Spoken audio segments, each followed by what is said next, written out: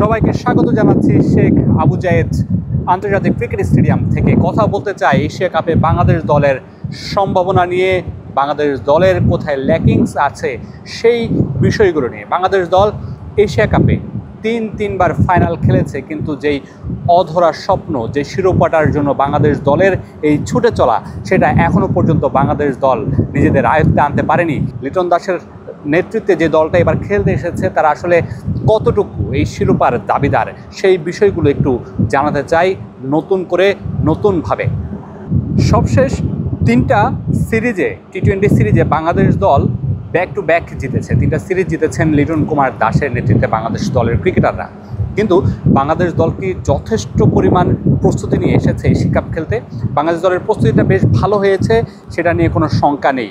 তিনটা সিরিজ জিতেছে, back to back series খেলেছে, শ্রীলঙ্কার সাথে খেলেছে, ঘরের মাটিতে জিতেছে এবং ভালো একটা ক্যাম্প করেছে বাংলাদেশ দল। সেই জায়গা থেকে বাংলাদেশ দলের সন্তুষ্টির ঢেকুর তোলার অপশন থাকছেই এবং বাংলাদেশ দল সন্তুষ্টির ঢেকুরটা তুলতে পারে। কিন্তু বাংলাদেশ দলের ল্যাকিংসের যে জায়গাটা, সেখানটায় বাংলাদেশ দলের এই দলটা বেশ তরুণ এবং অভিজ্ঞতার একটা বড় জায়গা রয়েছে, যেখানটা বাংলাদেশ দলের অভিজ্ঞ ক্রিকেটার খুব কম আছেন।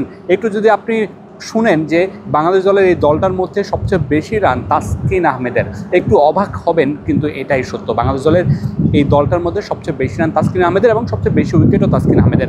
বাংলাদেশ দলের এই দলটার মধ্যে মাত্র 6 জন ক্রিকেটার আছেন যারা এর আগে এশিয়া কাপ খেলেছেন।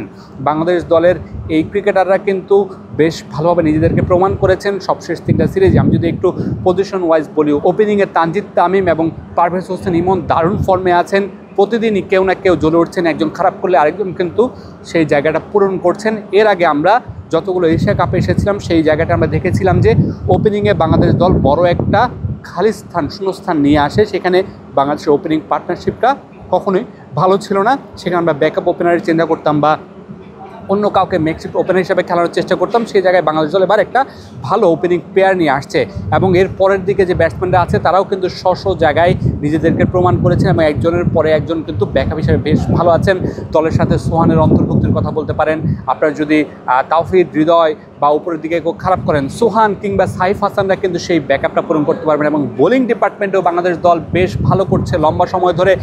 আলাদা করে বলতে হয় বাংলাদেশ দলের পেস ডিপার্টমেন্ট দুর্দান্ত খেলছে। বাংলাদেশ দলের পেস ডিপার্টমেন্ট, এবং শুধু বাংলাদেশ নয়, বাইরের যে দলগুলো আছে, প্রতিপক্ষ যে দলগুলো আছে, সেই দলগুলোর সাবেক যে ক্রিকেটাররা আছেন তারাও কিন্তু বাংলাদেশ দলের বোলারদেরকে, অন্তত পেসারদেরকে বেশ ভালো সমীহ করছেন। সেই জায়গায় বাংলাদেশ দল নিশ্চিতভাবে এগিয়ে থাকবে। তবে বাংলাদেশ দলের সবচেয়ে ল্যাকিংসের যে জায়গাটা, সেটা হচ্ছে বাংলাদেশ দলের অনভিজ্ঞতা। বাংলাদেশ দলের এই ক্রিকেটারদের অভিজ্ঞতা নেই এবং বাংলাদেশ দলের যে ক্রিকেটাররা আছেন তারা বড় মঞ্চে গিয়ে খুব বেশি ভালো করেছেন এরকম নজির খুব কম আছে।